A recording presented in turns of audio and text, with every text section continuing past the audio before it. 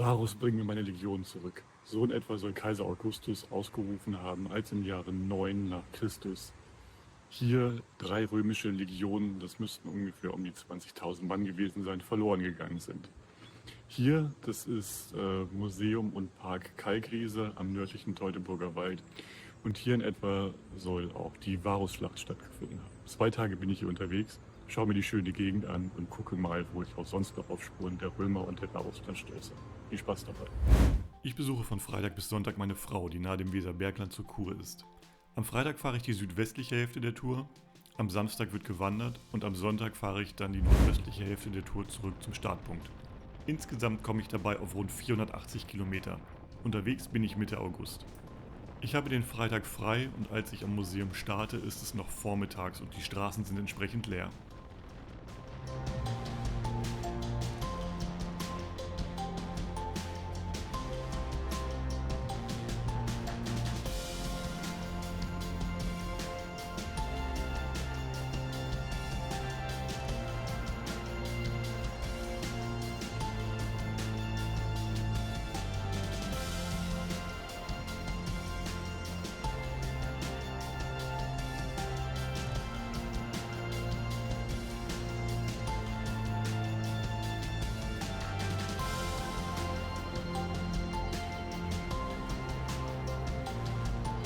Davon, wie Arminius der Cheruskerfürst die römische Übermacht in den germanischen Wäldern bezwang, ist heute nicht mehr viel zu sehen. Nicht umsonst rätselten Historiker lange Zeit, wo die Varusschlacht überhaupt stattgefunden haben könnte. Auch heute ist noch umstritten, ob die Schlacht wirklich nahe Kalkriese stattgefunden haben soll. Dennoch, wer mehr über die Varusschlacht erfahren und einen Blick auf die archäologischen Funde, wie die ikonische eiserne Maske eines Gesichtshelms erhaschen möchte, der besucht am besten das Museum in Kalkriese.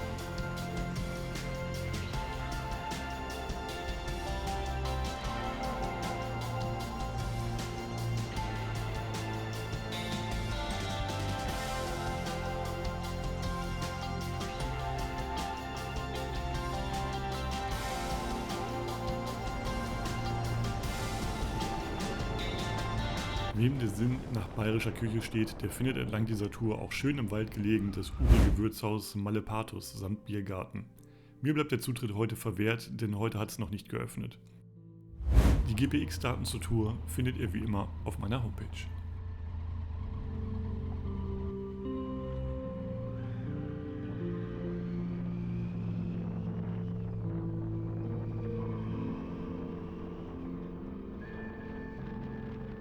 In dieser Region also verdichten sich die Spuren dieses historischen Ereignisses, das die Geschichte Mitteleuropas nachhaltig geprägt hat. Hier irgendwo soll die sagenhafte Varusschlacht stattgefunden und der römischen Weltmacht eine deutliche Grenze aufgezeigt worden sein. Im Zentrum dieser Geschichte steht eine Figur, deren Lebensstoff für ein Drama betet. Arminius, ein Fürstensohn aus dem germanischen Stamm der Cherusker, der vermutlich um 17 vor Christus geboren wurde. Schon in jungen Jahren kam er gemeinsam mit seinem Bruder nach Rom, wo er als Geisel lebte. Eine damals übliche Praxis, um den Frieden zwischen Rom und den unterworfenen Stämmen zu sichern. In Rom erhielt er eine umfassende militärische Ausbildung, lernte Latein, machte sich mit römischer Kriegsführung vertraut und stieg schließlich sogar in den Ritterstand auf. Für einen Germanen war das damals ein außergewöhnlicher Werdegang. Nach einigen Jahren kehrte Arminius im Auftrag Roms in seine Heimat zurück. Inoffiziell verfolgte er vielleicht schon seinen eigenen Plan. Zumindest einte er in der Folge die germanischen Stämme, um sich gegen die römische Vorherrschaft zu stellen. Rom hatte zu jener Zeit begonnen, seine Kontrolle östlich des Rheins auszubauen, indem es Verwaltung, Straßen und Militärstrukturen etablierte. Viele germanische Gemeinschaften empfanden dieses Vorgehen jedoch nicht als Schutz oder Fortschritt, sondern als Fremdherrschaft und zunehmende Bevormundung. Arminius genoss das Vertrauen des römischen Statthalters Publius Quintilius Varus, was er geschickt für seine Zwecke nutzte. Als Varus im Spätsommer des Jahres 9 nach Christus mit 3 Legionen durch das heutige Nordwestdeutschland marschierte, soll Arminius ihn vor einem angeblichen Aufstand gewarnt haben. In Wirklichkeit jedoch bereitete er einen groß angelegten Hinterhalt vor, bei dem das damals unwegsame, feuchte und waldreiche Gelände als natürlicher Verbündeter diente. Die Römer kannten sich in diesem Gebiet kaum aus und waren über mehrere Tage Angriffen ausgesetzt, gegen die sie keine geeigneten Strategien hatten. Am Ende waren die 15.000 bis 20.000 römischen Soldaten besiegt und wohl zum größten Teil getötet. Varus nahm sich das Leben, um nicht in Gefangenschaft zu geraten. Für Rom bedeutete diese Niederlage einen tiefen Schock. Kaiser Augustus soll nach dem Erhalt der Nachricht ausgerufen haben: Varus, gib mir meine Legion wieder. Es war nicht nur ein militärisches Desaster, sondern auch ein Wendepunkt in der römischen Politik.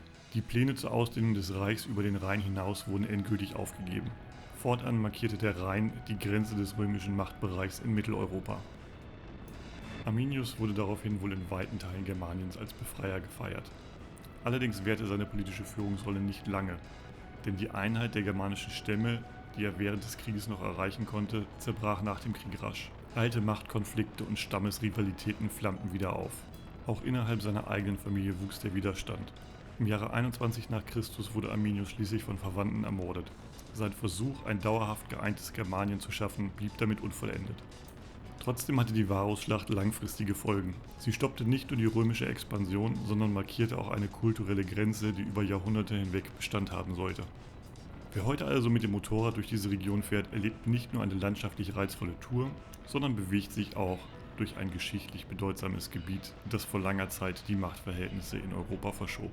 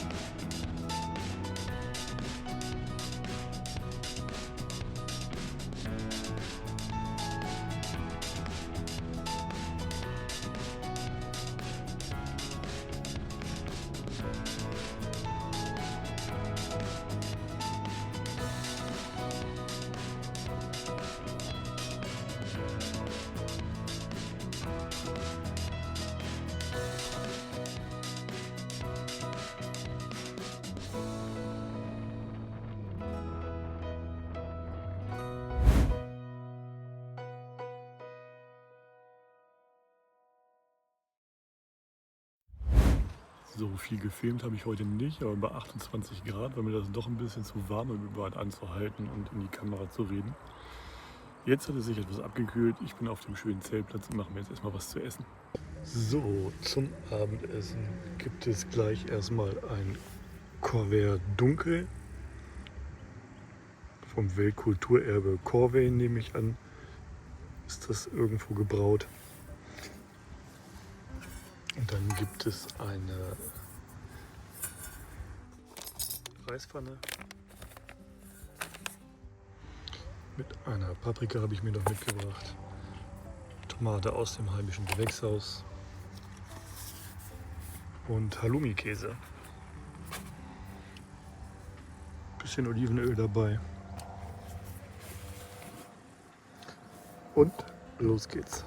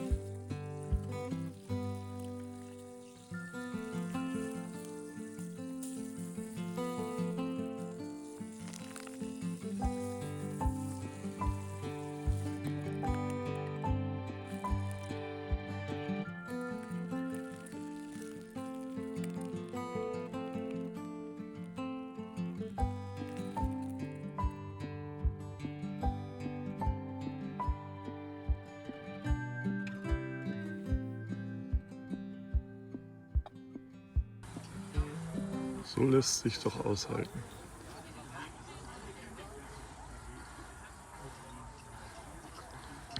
Nachdem es gestern 28 Grad oder sogar 30 Grad waren, sind es heute nur noch 18 Grad und Nieselregen. Ich bin ein bisschen draußen unterwegs.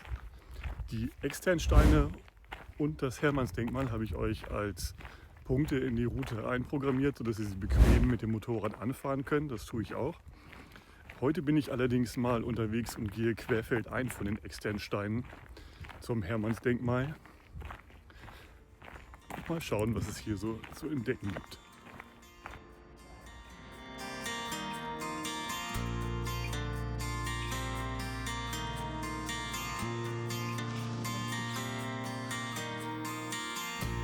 Es sind übrigens ganz schön viele Leute heute hier unterwegs, denn es ist nicht irgendein Tag.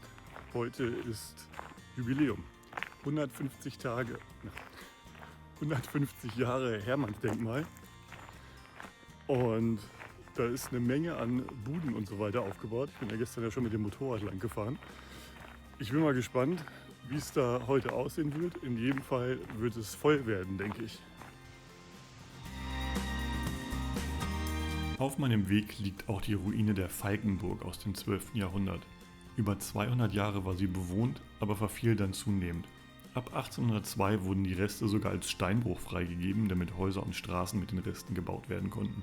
Erst 2005 wurden die Reste der Höhenburg wieder freigelegt und man kann sich hier heute in vergangene Jahrhunderte träumen oder einfach den tollen Ausblick auf den Teutoburger Wald genießen.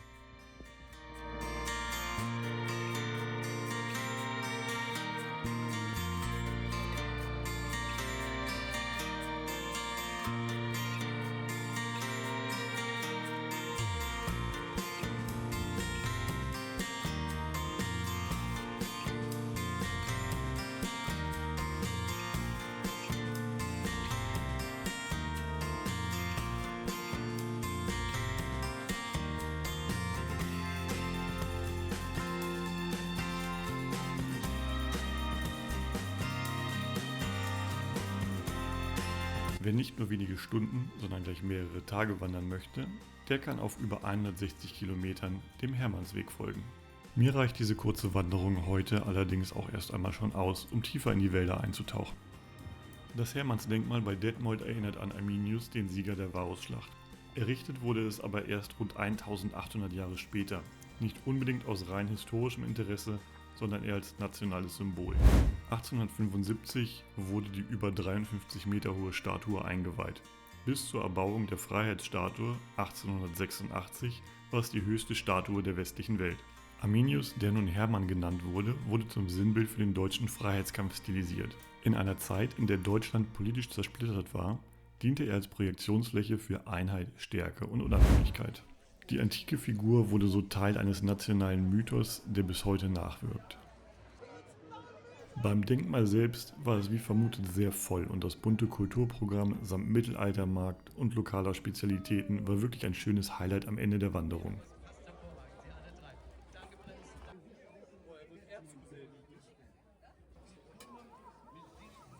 Zurück zum Startpunkt an den externen Stein ging es dann mit vielen anderen Leuten mit dem Bus-Shuttle. Ein gelungener Tag.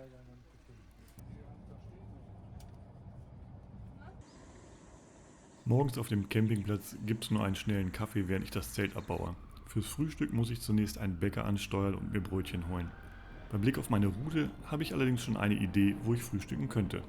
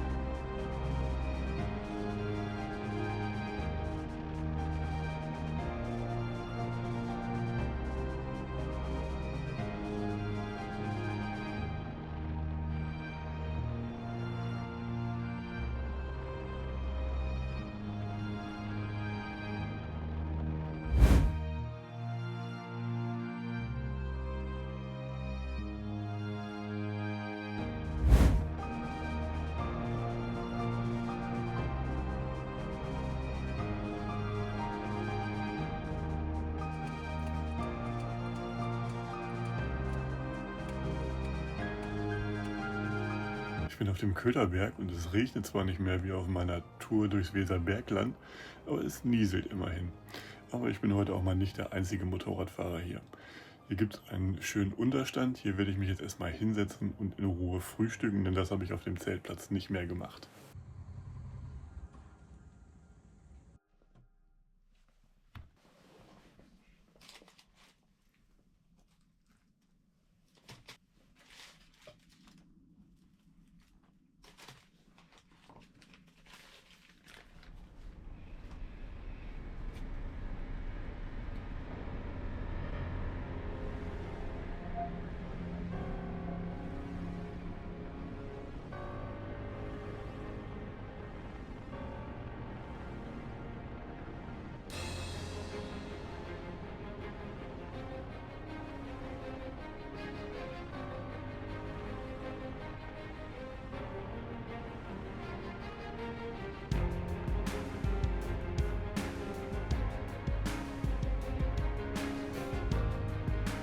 Der Teutoburger Wald bietet eine langgestreckte Mittelgebirgskette, die sich über mehr als 100 Kilometer von Niedersachsen bis weit hinein nach Nordrhein-Westfalen erstreckt. Die Landschaft ist geprägt von sanften Hügeln, dichtem Buchen- und Mischwald und langen Kämmen, die sich wie ein natürliches Rückgrat durch die Region ziehen. Die Höhenzüge wirken heute ruhig und harmonisch, doch sie entstanden durch tektonische Kräfte, die die Schichten einst schräg an die Oberfläche drückten. Dadurch entstand eine abwechslungsreiche Topographie, die sich für Motorradfahrer besonders spannend anfühlt, weil Kurven, sanfte Anstiege und weite Ausblicke sich ständig abwechseln. Südlich des Waldkamms liegt der Naturpark Teutoburger Wald Eggegebirge, der mit rund 2750 Quadratkilometern zu den größten Naturparks Deutschlands gehört und ein Mosaik aus Wald, Wiesen, Felsen und Quellen bildet. Die Egge, ein weiterer Höhenzug, schließt sich hier direkt an und führt das Landschaftsbild in Richtung Sauerland fort. Zahlreiche Flüsse, darunter die Beger, die Werre und weiter östlich auch die Weser, durchschneiden bzw. begrenzen die Region und prägen Täler, die sich hervorragend für weitere Touren eignen. Im Zentrum des Naturparks finden sich markante Felsformationen wie die Externsteine, die ich euch schon öfter gezeigt habe, die aus dem Wald herausragen und seit Jahrtausenden als Kult- und Beobachtungsort genutzt werden. Ihre Lage macht deutlich, wie sehr geologische Besonderheiten und menschliche Geschichte hier ineinandergreifen. Nördlich schließt sich das Wiehengebirge an, das bis nach Kalkriese führt. Dort öffnet sich die Landschaft und geht in weite, leicht hügelige Ebenen über, die für Landwirtschaft, Dörfer und offene Sichtachsen bekannt sind. Genau diese Mischung aus Waldkämmen, Felsformationen und flachen Übergangslandschaften schaffen eine Region, die sowohl naturkundlich als auch historisch eine besondere Bedeutung besitzt. Und genau diesem Ort nähere ich mich wieder, dem Museum in Kalkriese, an dem ich auch meine Tour begonnen habe. Schön, dass du mich wieder begleitet hast. Ich freue mich auf dein Feedback. Lass mir gerne einen Kommentar, einen Daumen hoch und ein Abo da. Bis bald, macht's gut.